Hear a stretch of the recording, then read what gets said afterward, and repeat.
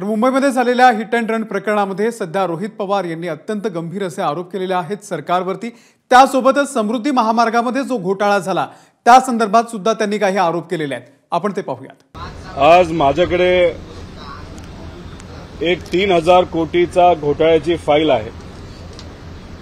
एक असा अधिकारी जो आज देशातला सगळ्यात श्रीमंत अधिकारी मानलं जातं। प्रधानमंत्री साहेबांनी स्वतः या अधिकाऱ्यावर कारवाई करा असं सांगितलं असताना सुद्धा 2018ला त्यावेळेचे मुख्यमंत्री त्यांना कारवाई सुरू केली असली तरी 6 महिन्यातच त्यांना फार मोठी जबाबदारी दिली। त्याच्याचबरोबर शिंदे साहेबांनी सुद्धा त्यांची जी खास वॉर रूम आहे ते अधिकारी रिटायर होऊन सुद्धा त्यांना एक्सटेन्शन देऊन त्या वॉर रूमचे ते प्रमुख त्या ठिकाणी बनले। आता जे काय आकडेवारी आणि जे कागदपत्र माझ्याकडे आहेत ते मी तुम्हालाही देईल, त्याच्याचबरोबर इतरही सर्व खात्यांना त्या ठिकाणी मी देईल। त्याच्या अनुसार त्यांची मालमत्ता भारतात आणि भारताच्या बाहेर ही 3000 कोटी रुपयाची आहे। 2018ला समृद्धी महामार्गाचं टेंडर हे काढण्यात आलं, ज्याची किंमत ही 49,000 कोटी होती। 4 महिन्यातच रिटेंडर काढण्यात आलं, त्याच्यामध्ये मान्यता घेण्यात आली वाढीसाठी आणि ते टेंडर 55,000 कोटीच्या आसपास गेलं, म्हणजे 6,000 कोटी पेक्षा जास्त। त्यामुळे समृद्धी ही सामान्य लोकांची झाली का अधिकारी नेत्यांची झाली याच्यावरून काही प्रमाणात आपल्याला कळतं। आता याच्यामध्ये मी जमीन कुणी घेतली कुणी विकली याच्या खोलामध्ये जात नाही, तो विषय थोडासा वेगळा। एक उदाहरण देतो, पॅकेज क्रमांक 11 2018 गायत्री प्रोजेक्टला काम दिलं गेलं 1900 कोटीला। 21ला गायत्री प्रोजेक्टने सांगितलं हे काम मला करता येणार नाही। हेच काम हुजूर मल्टी प्रोजेक्टला देण्यात आलं, कामाची रक्कम 800 कोटींनी वाढवण्यात आली। आता 800 कोटींनी ही किंमत का वाढवण्यात आली याचा अभ्यास जर आपण केला तर हुजूर ही कंपनी कोणाची हे खोलात जाऊन आपल्याला बघावं लागेल। हुजूरमध्ये 1,52 लाख शेअर आहेत, त्यापैकी 23 लाख शेअर या अधिकाऱ्याच्या कुटुंबाचे आहेत, ज्याच्यामध्ये तन्वी मोपलवार ही एक व्यक्ती आहे, ही त्यांची मुलगी आहे, 3,98,00,000 shares. Sadanand Patil 23,645 shares. Melora Infra 4,58,000 shares. आता मेलोरा इन्फ्रा कोणाची तर तन्वी मोपलवाराची। आता ह्याच्यामध्ये आपण जर बघितलं तर टोटल रक्कम ज्याचे डॉक्युमेंट इथं आहेत तर ते 3,000 कोटीच्या आसपास जाते। आता याच्यामध्ये खोलात जर आपण गेलो तर स्वतः हे जे अधिकारी आहेत मोपलवार साहेब यांची मालमत्ता 1500 कोटी स्वतःच्या नावाली। दुसरी बायको यांची 150 कोटीची मालमत्ता। तिसरी बायको यांची पत्नी यांची 200 कोटीची। पहिली मुलगी 500 कोटी, दुसरी मुलगी 350 कोटी, भाऊ सदानंद मोपलवार 200 कोटी। अशा पद्धतीने हा आकडा जर एकत्रित केला तर 3000 कोटीच्या आसपास जातो। आता आम्हाला हाच प्रश्न आहे, याच्यामध्ये सगळे डॉक्युमेंट इथे आहेत जे मी पत्रकारांना देईल। प्रश्न एवढाच आहे की एका बाजूला आपण सामान्य लोकांना आणि खास करून महिलांना 1500 रुपये महिलाला देतो आणि दुसऱ्या बाजूला 3-3 हजार कोटी रुपये एक अधिकारी कोणालाही न घाबरता त्या ठिकाणी स्वतःची मालमत्ता करतो। अधिकारी एवढी मोठी मालमत्ता करत असेल, 26 वर्षाचा त्यांचा तो सरकारमध्ये काम करण्याचा कार्यकाळ, याच्यामध्ये 3,000 कोटी रुपये जर कमवत असेल तर मला असं वाटतं अडाणी आणि अंबानींना सुद्धा या अधिकाऱ्याने त्या ठिकाणी मागे टाकलेलं आहे। अधिकाऱ्याकडे एवढा पैसा असेल तर मग त्या खात्याचे जे कुणी प्रमुख असतील, जे मंत्री असतील, त्यांच्याकडे पण या माध्यमातून काय पैसे आले होते का? आणि जेव्हा आमदारांचा बाजार झाला 50 खोके हे आपण सर्वांनी ऐकले होते, तर त्या 50 खोकेमध्ये या अधिकाऱ्याकडनं नाहीतर या खर्चातून नाहीतर या समृद्धी मार्गातून पैसे आले होते का असाही प्रश्न त्याच्यामध्ये आहे। अजून सुद्धा MMRD कडनं जे प्रोजेक्ट दिले गेले, जसं पुणे रिंग रोड हा 35% अतिरिक्त किमतीने त्या ठिकाणी दिला गेला, म्हणजे त्याच्यामध्ये 6-6.5 हजार कोटी रुपये हे वेगळे अतिरिक्त काढण्यात आले।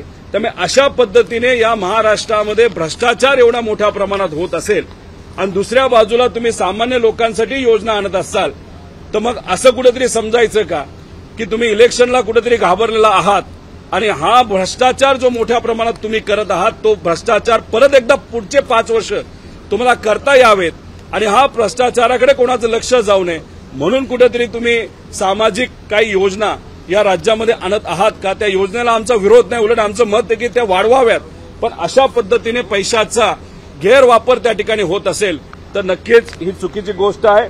त्यामुळे हे सगळे डॉक्युमेंट हे मीडियाला देईल, मुख्यमंत्री उपमुख्यमंत्री कार्यालयाला सुद्धा देईल, त्या बाबतीत ते काय करतात हे आपल्याला बघावं लागेल। अनेक लोकांनी सांगितलं की फार ताकदवान अधिकारी आहे, आजपर्यंत त्यांच्या विरोधात कुणीही न विधान भवनात न मीडियासमोर बोललेलं आहे। ठीक आहे, आता माझा स्वभाव थोडासा वेगळा असल्यामुळे जे चुकीचं वाटतं ते चुकीचंच असतं आणि त्या अनुषंगाने मांडण्याची माझी भूमिका असते। ही गोष्ट, ही फाईल माझ्याकडे आल्यानंतर ही गोष्ट मला चुकीची वाटली आणि ती तुमच्या सर्वांच्या, खास करून मराठी मीडियाच्या माध्यमातून मराठी माणसांपर्यंत जावी असं इच्छा त्या ठिकाणी माझ्यासारखीची होती।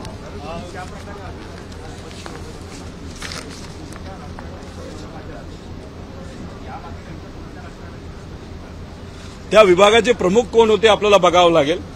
मी कुठल्या राज्यकर्त्याला त्या ठिकाणी जबाबदार धरत नाही, पण माझं एकच मत आहे की एवढी प्रॉपर्टी एक अधिकारी करत असेल तर त्या खात्याचे जे मंत्री होते, ज्याच्यामध्ये एकनाथ शिंदे साहेबांना सुद्धा त्या खात्याची जबाबदारी होती, त्यांची नियुक्ती म्हणजे प्रधानमंत्री मोदी साहेबांनी सुद्धा या व्यक्तीवर कारवाई करा नाही तर शहानिशा करा असं सांगितलं असताना सुद्धा त्या व्यक्तीला जर सरकारमध्ये आणि खास करून MMRDA मध्ये जर तिथं MSRDC मध्ये त्यांना तिथं नियुक्ती दिली गेली असेल तर मग फडणवीस साहेबांनी सुद्धा अशा व्यक्तीची नियुक्ती त्या ठिकाणी का केली हे कुठेतरी आपल्याला बघावं लागेल। रोहित दादा, अजित पवार आहेत सिद्धिविनायक दर्शनाला सगळ्या आमदारांना घेऊन असतात, कसं बघताय सगळं? चांगली गोष्ट आहे, देवदेव आपण केलं पाहिजे, देवाचं दर्शन तिथं केलं पाहिजे। करत असताना कधी दर्शन घेतलं, कधी आपण नतमस्तक झालो देवाला आणि कधी आपण कामाला लागलो हे लोकांना कळलं नाही पाहिजे। पण मंदिराकडे जात असताना एवढा तामझाम मीडिया हे जर त्या ठिकाणी नेलं जात असेल तर कदाचित त्यातून हेतू हाच असेल की आम्ही मंदिरात जातो हे कुठेतरी दाखवण्याचा प्रयत्न त्या ठिकाणी केला असेल आणि स्वतःवर कदाचित विश्वास न राहिल्यामुळे देव तरी त्यांच्या पाठीमागे राहील अशी अपेक्षा त्यांची सगळ्यांची असावी। पण जी माणुसकी जपणारी माणसं असतात त्यांच्याच पाठीशी ही आध्यात्मिक ताकद असते असं माझ्यासारख्या साध्या कार्यकर्त्याला वाटतं। रोहित दादा, 14 लाख विद्यार्थ्यांना आहे ते कुठेतरी जेव्हा मी स्वतः लंडनला गेलो होतो तिथं ज्या वाघनक्या तिथं ठेवल्या होत्या त्या बघण्यासाठी आणि खास करून त्या वाघनक्यांबरोबर फोटो काढण्यासाठी मी स्वतः तिथं गेलो होतो। पण त्या वाघनक्यांच्या खाली आपण जर बघितलं तर त्यांनी स्पष्टपणे लिहिलं नाही की हे छत्रपती शिवाजी महाराजांच्याच वाघनक्या आहेत। त्यांनी तिथं असं लिहिलंय कदाचित या असू शकतात पण यांच्याबरोबर अजून अनेक असू शकतात, त्यामुळे आम्हाला स्पष्टपणे सांगता येणार नाही ही खरी वाघनख आहे का नाही। त्यामुळे त्यांचं पत्र एका इतिहासकारकडे आलेलं आहे असं आम्हाला कळतंय आणि काल प्रेस कॉन्फरन्सच्या माध्यमातून जे पत्र आलं त्याच्यात जे लिहिलंय ते इतिहासकाराच्या माध्यमातून मीडियाच्या समोर मांडलं गेलं। त्यामुळे खरं काय खोटं काय हे मी स्वतः इतिहासकार नसल्यामुळे मला हे तरी सांगता येणार नाही। फक्त एकच आहे, जेव्हा त्या वाघनखी आणल्या जातील लोकांना स्पष्टपणे सांगा की ह्या असू शकतात असं आम्हाला सांगण्यात आलेलं आहे। त्यामुळे उगाच लोकांचं तिथं धूळफेक होऊ नये आणि लोक या बाबतीत अतिशय भावनिक आहेत आणि छत्रपती शिवाजी महाराज असतील आणि सर्व थोर व्यक्ती असतील यांच्याबद्दल कुठेही एखादी गोष्ट जर खोटी असेल नाही तर खोटेपणाचा वापर त्या ठिकाणी केला जात असेल हे लोकांना भावनिक असल्यामुळे पटणार नाही। हे जे मोपलवार कुटुंब आहे या प्रकरणातलं त्यांच्यावर कुठल्या राजकीय नेत्यांचा विरोध असला आहे का? आता गेले अनेक वर्ष जर भारताच्या बाहेर म्हणजे US मध्ये पण त्यांच्या कंपन्या आहेत आणि मालमत्ता ही काही छोटी नाही, ही 3-3 हजार कोटीची मालमत्ता आहे, सगळे डॉक्युमेंट्स त्या ठिकाणी दिलेले आहेत। अशा परिस्थितीमध्ये त्यांना जर कोणाचीच भीती वाटत नसेल तर नक्कीच कोणाचा तरी वरदास्त अशा मोठ्या अधिकाऱ्याच्या डोक्यावर असल्याशिवाय होणार नाही। फक्त एकच आहे की आजपर्यंत हा मुद्दा लोकांपर्यंत का आला नाही, न विरोधकांनी मांडला, न कुणी त्यांच्यावर कारवाई केली, न त्याची शहानिशा केली आणि मोदी साहेबांनी सांगितलं असताना सुद्धा देवेंद्र फडणवीस साहेबांनी त्यांना एका मोठ्या पदावर का ठेवलं आणि त्या पदाच्या माध्यमातून एवढा मोठा भ्रष्टाचार झालं असं कुठेतरी आपल्याला म्हणावं लागेल. मुख्यमंत्र्यांच्या लाडकी बहीण योजनेला आता तहसीलदारांकडूनच विरोध होताना पाहायला मिळतोय. एका राजकीय पक्षात प्रवेश करतील, लोकसभेसाठी कुठेतरी दोन राजकीय पक्ष त्यांच्या पाठीशी असं वाटतंय. असू शकतं, कारण का या देशातले सगळ्यात श्रीमंत असे अधिकारी त्यांना मानलं जातं. आता अनेक असे चांगले अधिकारी जे प्रामाणिक आहेत, कुठल्याही परिस्थितीमध्ये चुकीचं काम ते करत नाहीत, आणि दुसऱ्या बाजूला पैशाले बलाढ्य झालेले हे अधिकारी जे रिटायर होऊन सुद्धा 6 वर्ष एका मोठ्या पदावर तिथं राहतात आणि मग त्या पदाच्या माध्यमातून गैरवापर करून काही नेत्यांना सुद्धा कदाचित त्यांनी तिथं खोके दिले असावेत आणि स्वतःचं भलं त्यांनी केलेलं आपण सगळ्यांनी बघू शकतो. जसं MSRDC आहे तसंच MSRDC मध्ये सुद्धा जी नवीन आता एक बॉडी ही सरकारने तिथं काढली आहे आणि त्या माध्यमातून PWDची कामं जी PWD करत होती ती आता MSRDC तिथं करणार आहे. 46,000 कोटी रुपयाची टेंडर काढलेलं आहे आणि त्याच्यामध्ये 6,000 कोटीचा भ्रष्टाचार झालाय असं मत त्या ठिकाणी मी मांडलेलं आहे, कागद सुद्धा दिलेले आहेत. त्यामुळे आतापर्यंत मी व्यक्तिगत 35 ते 40,000 कोटीचा भ्रष्टाचार या सरकारचा पुढे आणलेला आहे आणि मी असंही बोललेलो आहे, हे जे मी बोलतोय त्याला जर कोणाला चॅलेंज करायचं असेल तर चॅलेंज करा, मी समोरासमोर या बाबतीत चर्चा करायला सुद्धा तयार आहे. एकीकडे मुलींचं शिक्षण मोफत करण्यासाठी आहे ते केलं जातं व्यावसायिक, मात्र 14 लाख मुली आहेत त्या शिक्षणापासून वंचित. कसं बघताय या सगळ्या? माझं एकच मत आहे, ही जी योजना आणलेली आहे याच्यामध्ये खऱ्या अर्थाने अजून अभ्यास करण्याची जरूरत होती. कॉमर्सचे स्टुडंट वगळण्यात आलेले आहे, आर्ट्सचे स्टुडंट्स वगळण्यात आलेले आहेत. त्यांची फी एवढी मोठी नसते, पण ती मोठी फी नसली तरी अनेक असे लोक आहेत त्यांना ती फी परवडत नाही. आता मी हे कसं सांगू शकतो, कारण का मला लोक भेटतात आणि म्हणतात की 10,000ची फी 5,000ची फी सुद्धा आम्हाला परवडत नाही. त्यामुळे सरकारने थोडासा पुढाकार घ्यावा आणि हे सगळे जे कोर्सेस आहेत ज्याच्यात आर्ट्स कॉमर्स हे सुद्धा त्याच्यामध्ये समाविष्ट व्हावेत. आणि आता जे भ्रष्टाचार मी इथं सांगतो ते हजारो कोटीचे भ्रष्टाचार आहेत. अँब्युलन्सचा 5,000 कोटीचा भ्रष्टाचार मी सांगितलाय. तर म्हणजे हे मुलं आहेत, मुलींना तुम्ही योजना आणली त्याच्यामध्ये बदल करावे लागतील, त्याच्यामध्ये काही प्रमाणात अजून चांगल्या गोष्टी आणाव्या लागतील. त्याच्याचबरोबर मुलांसाठी जर आपण योजना आणू शकलो, कारण मुलं सुद्धा सामान्य कुटुंबातलीच आहेत, तर 5,000 कोटी रुपये सरकारला त्या ठिकाणी लागणार आहेत. त्यामुळे जसं मुलींसाठी योजना आणली तशी मुलांसाठी सुद्धा योजना ही आणावीत असं आमच्या सगळ्यांचं तिथं मत आहे. मुख्यमंत्री अमरावतीमध्ये आहे ते पोलीस 5,500 कोटी 1,000 कोटी रात्रभर पडणाऱ्या पावसामुळे पोलीस भरतीला मोठा फटका आहे, तो पडताना पाहायला मिळतो. चिखलात पावसात ही भरती होऊ नये असं आम्ही मत त्या ठिकाणी मांडलं होतं. त्यानंतर सरकारने त्या बाबतीत निर्णय सुद्धा घेतला की जिथं कुठं परिस्थिती बरी असेल त्या ठिकाणी जिथं ग्राउंड हे सुकलेलं असेल तिथं आम्ही भरती म्हणजे जे फिजिकल आहे तिथं घेऊ. पण काही असे अनेक फोटो व्हिडिओज आम्ही दाखवले सोशल मीडियाच्या माध्यमातून जिथं चिखलामध्ये मुलांना पळवलं जातं. जेव्हा चिखलात मुलं पळतात तेव्हा त्यांचा परफॉर्मन्स हा खराब होतो आणि दुसरीकडे एखाद्या ठिकाणी जिथं ड्राय नाहीतर सुख तिथं जर एखादं ग्राउंड असेल वाढलेलं तर तिथं मग एखाद्या मुलाचा परफॉर्मन्स चांगला येऊ शकतो. त्यामुळे याच्यामध्ये गफलत होऊ शकते. त्यामुळे त्या बाबतीत शहानिशा करण्याची जरूरत आहे. आणि आता तुम्ही पुढे ढकलत असताना अजून एक गोष्टीचा विचार केला पाहिजे, वयोमर्यादा. त्यामुळे जे काही निर्णय सरकार घेईल ते पावसाचा, मुलांच्या राहण्याच्या व्यवस्थेचा, जेवणाच्या व्यवस्थेचा आणि त्याच्याचबरोबर वयाचा, या सगळ्या गोष्टी विचारात घेऊनच निर्णय योग्य असा घ्यावा अशी विनंती करतो. मुख्यमंत्र्यांच्या लाडकी बहीण योजनेला आता नायब तहसीलदार आणि तहसीलदार यांच्याकडून विरोध होतोय.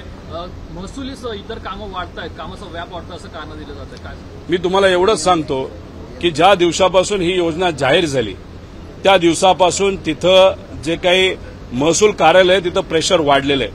अनेक विद्यार्थ्यांना जातीचे दाखले देण्यासाठी सुद्धा प्रांतांना आणि तहसीलदारला वेळ नाही. त्याच्याचबरोबर इतरही काही विषय असतात की जे आत्ता या मान्सूनच्या काळामध्ये तिथे असणाऱ्या शेतकऱ्याला आपल्याला मदत करावी लागते. त्याच्यामध्ये तुम्ही बघितलं तर बँकेचे काही विषय असतात, अजून शिक्षणाचे विषय असतात. ह्या सगळ्या गोष्टींमध्ये आता ही नवीन योजना, याच्यामुळे लोड वाढलेला आहे. पण सरकारकडे बघत असताना कदाचित सरकार असंही या सगळ्या अधिकाऱ्यांना म्हणेल की इलेक्शन समोर येते, इलेक्शन लवकर होणार आहे, त्यामुळे बाकीची कामं बाजूला ठेवा आणि 1,500 रुपयाचं प्रोव्हिजन त्या ठिकाणी तुम्ही आधी करा. माझं सरकारला एवढंच मत आहे की तुम्ही फक्त इलेक्शन डोळ्यासमोर ठेवू नका, इलेक्शनच्या पुढे सुद्धा जर मदत देण्याची वेळ आली तर द्या. या 1500 रुपयेमध्ये अजून 500 रुपये तुम्ही वाढवा आणि वेळ झाला तरी झालेलं, पण पूर्ण डॉक्युमेंट झाल्याशिवाय या लोकांना मदत ही दिली, म्हणजे ज्यांचे डॉक्युमेंट पूर्ण होतील त्यांना द्याच, पण घाई गडबडीमध्ये सामान्य लोकातले अनेक लोक वंचित राहू शकतात. ती गोष्ट होऊ नये यासाठी पद्धतशीर पद्धतीने त्या ठिकाणी या गोष्टी केल्या पाहिजे असं माझं मत आहे. सर, मुख्यमंत्र्यांच्या योजना प्रसिद्धीसाठी आता 5,500 कोटी रुपये देण्यात येत आहेत. विधानसभा निवडणुकांच्या प्रचाराचं बजेट असल्याची माध्यमात चर्चा आहे, काय सांगा? आता 5,000 कोटी रुपये त्याच्यासाठी ते देत आहेत. त्याच्याचबरोबर 50,000 युवा त्यांनी सरकारी योजना प्रसिद्ध करण्यासाठी तिथं घेणार आहेत असं आम्हाला कळलंय 6 महिन्यासाठी. तुम्हाला परमनंट नोकऱ्या देता येत नाही आणि स्वतःची टिमकी वाजवण्यासाठी तुम्हाला 50,000 मुलं त्या ठिकाणी घ्यावी लागतात. त्याचा अर्थ एकच आहे, शासन आपल्या दारी ही जी काही योजना तुम्ही आणली होती ज्याच्यातून कितीतरी कोटी रुपये खर्च झाला, ती योजना खोकली होती, नुसती हवा होती, हवेमध्ये फक्त पतंग उडवण्या गेल्या, लोकांना त्याचा कुठेही फायदा गेला नाही. म्हणून तुम्हाला त्या योजनेनंतर आता ही 50,000 मुलं घेऊन लोकांपर्यंत शासनाच्या विविध योजना घेऊन जाण्याची वेळ तिथे येते. त्यामुळे सरकार हे ज्या कुठल्या योजना आणत आहे त्याच्या मागे एकच हेतू आहे, ते फक्त राजकारण, इलेक्शन. काही झालं तरी त्यांना इलेक्शन जिंकायचे. का जिंकायचं आहे तर परत 5 वर्ष मिळावी आणि मोठ्या प्रमाणात भ्रष्टाचार हा त्यांना त्या ठिकाणी करता यावा. त्यामुळे 5,000 कोटी रुपये तुम्ही जर ऍडव्हर्टाइजमेंटसाठी देत असाल, जाहिरातीसाठी देत असाल, त्याच्यापेक्षा ते 5,000 कोटी तुम्ही मुलींना शिक्षणासाठी दिलेच, पण मुलांना सुद्धा शिक्षणासाठी दिलं तर कदाचित तुम्हाला जास्त आशीर्वाद त्या मुलांचा मिळू शकतो. क्लायमॅटिक चेंजमुळे सध्याची जी परिस्थिती आहे, पावसाळा खूप जाणवत आहे, याबद्दल काय मत आहे आणि काय सांगाल की याच्यामध्ये फेल्युअर सिस्टमचं पण काही प्रमाणात दिसते? हे सरकार असू नये तर ते सरकार असो, हे नेते असू नये ते नेते असो, अनेक वेळा आपण क्लायमेट चेंजवर फक्त भाषण होताना बघितलेलं आहे, पण त्याच्यावर खऱ्या अर्थाने काम कुणीही करत नाही. तर याच्यामध्ये अराजकीय लोक एकत्रित आणून काही माजी अधिकाऱ्यांना एकत्रित बसून एक वेगळं फंड देऊन त्यांचं मॉनिटरिंग पासून एक्झिक्युशन पर्यंत याच्यासाठी एक वेगळं युनिट आपल्याला काढावं लागेल. त्याच्याचबरोबर पुणे शहरामध्ये आणि मुंबई शहरामध्ये जे काय झालंय तो पैशाचा उत्माद झालाय. गेले 2 वर्ष प्रशासक तिथे आहे, प्रशासकाने कितीतरी लाखो कोटी रुपयाची टेंडर ही काढली आणि त्याच्यामध्ये काय झालं असेल तर कॉन्ट्रॅक्टर मोठे झाले. एखादा रस्ता बरा असेल तर त्याच्यावर दुसरा रस्ता करण्यात आला. आता तुम्ही जर गटर योजनेसाठी, रस्त्यासाठी एवढ्या मोठ्या प्रमाणात जर टेंडर काढले असेल, मला असं कळतंय मुंबई महानगरपालिकेने पुढच्या 5 वर्षासाठी आणि गेल्या काही वर्षापूर्वीपासून 2.5 लाख कोटीचं टेंडर तिथं काढलेलं आहे. मग याच्यातून काय नुसते पैसे हे आपण उडवायचे का? मुख्यमंत्री साहेब तिथं गटर तुंबले ते बघण्यासाठी जातात, तिथं ग्रीन कार्पेट टाकली जाते. आता सामान्य लोकांना तर ग्रीन कार्पेट नसते, सामान्य लोकांना त्या डबक्यातूनच जावं लागतं, त्या रस्त्यावरूनच जावं लागतं, त्यांच्या गाड्या खराब होतात. तर मला असं वाटतं की या प्रशासनाच्या कुठेतरी हलगर्जीपणामुळे सामान्य लोकांचं जे कुठलं नुकसान झालंय, झोपडपट्टीपासून फार मध्यमवर्गीयापर्यंत त्यांना त्या ठिकाणी मदत ही राज्य सरकारकडनं दिलीच गेली पाहिजे. कारण का कुठेतरी प्रशासन कमी पडलं आणि जो प्रशासक मुंबई, पुणे या मोठ्या शहरामध्ये आहे त्यांनी काय केलं असेल तर पैशाची उधळपट्टी केली. जर मी हे बोलतोय ते खोटं असेल तर तुम्ही स्वतः खोलात जावा, याचा रिसर्च करा, याचा अभ्यास करा, मग तुम्हाला कळेल याच्यामध्ये किती मोठा भ्रष्टाचार हा झालेला आहे. येणाऱ्या विधानसभेच्या निवडणुकीसाठी अजित पवार यांचे राष्ट्रवादीचं जे काम आहे ते नरेश अरोडा डिझाईन बॉक्स यांच्या कंपनीकडे दिलेलं आहे, काय वाटतं? स्वतःच्या कार्यकर्त्यांवर जेव्हा आपल्याला विश्वास राहत नाही, त्याच्याचबरोबर लोकांवर जेव्हा विश्वास राहत नाही, आपण जे काय बोलतोय ते लोकांना पटत नाही, तेव्हा अशा मोठ्या मोठ्या कंपन्या घेतल्या जातात. अरोरांची जी कंपनी आहे, आम्हाला असं कळतंय 200 कोटी रुपयाचं कॉन्ट्रॅक्ट त्यांना दिलं गेलं आहे. त्याच्यामध्ये कार्यकर्त्यांचं ट्रेनिंग आहे, सोशल मीडिया आहे, त्याच्याचबरोबर सोशल मीडियासाठी सुद्धा फेक नरेटिव्ह करण्यासाठी कदाचित त्यांनी त्याच्यामध्ये बजेट ठेवलेलं आहे. त्यामुळे 200 कोटी रुपये जर अरोरांना त्या ठिकाणी दिलं गेलं असेल, काही प्रमाणात चेकली दिलं जाईल आणि मोठ्या प्रमाणात कॅशली दिलं पाहिजे असं सुद्धा चर्चा तिथं आहे. त्यामुळे नरेटिव्ह तुम्ही बोलताय फेक नरेटिव्ह, तर आमचं मत आहे की तुम्हीच कुठेतरी नरेटिव्ह करण्यासाठी अशा पद्धतीने एजन्सी घेताय, कारण तुमचा कार्यकर्त्यांवर आणि लोकांवर विश्वास नाही. कुठेतरी काय गोष्टी मॅन्युप्युलेट करून अशा मोठ्या मोठ्या कन्सल्टंटला तुम्ही जर काम देत असाल, त्याच्यावरूनच कुठेतरी कळतं की तुम्हाला पण माहिती आता हे इलेक्शन आपल्या हातातून गेलेलं आहे. शब्दाला पक्का अजितदादा या लाईनवर आता ब्रँडिंग होताना पाहायला मिळतंय. सिद्धिविनायकचं दर्शन आमदारांनी घेतलंय. बारामती बाईक रॅलीने सुरुवात झालेली आहे. विधानसभेच्या दृष्टीने सर्व तयारी, काय सांगा? आता हे अजितदादांचं डोकं आहे असं नाही, त्याच्याचबरोबर त्यांचे जे नेते आहेत त्यांचं डोकं नाही. अरोरा नावाचे हे जे व्यक्ती आहेत त्यांचं ते डोकं आहे. शब्दाचे पक्के जर दादा असते तर ते साहेबांबरोबर राहिले असते, विचाराबरोबर राहिले असते. ते असेच स्वतःच्या हितासाठी भाजपबरोबर गेले नसते. त्यामुळे शब्दाला पक्का एका बाजूला तुम्ही म्हणायचं आणि दुसऱ्या बाजूला तुम्ही विचार सोडायचे, हे लोकांना किती त्या ठिकाणी पटणार आहे. आणि त्याच्याचबरोबर गेल्या वेळेसचे अनेक बजेट आपण जर खोलात जाऊन बघितले तर बऱ्याच काही विषय येतील की त्यांनी भाषण बजेटमध्ये काय केलं होतं आणि खऱ्या अर्थाने ते इम्प्लिमेंट झालं का नाही. त्यामुळे हे फक्त दादांबद्दल नाही तर सत्तेत असणाऱ्या प्रत्येक नेत्याबद्दल हीच गोष्ट आपल्याला त्या ठिकाणी सांगता येईल.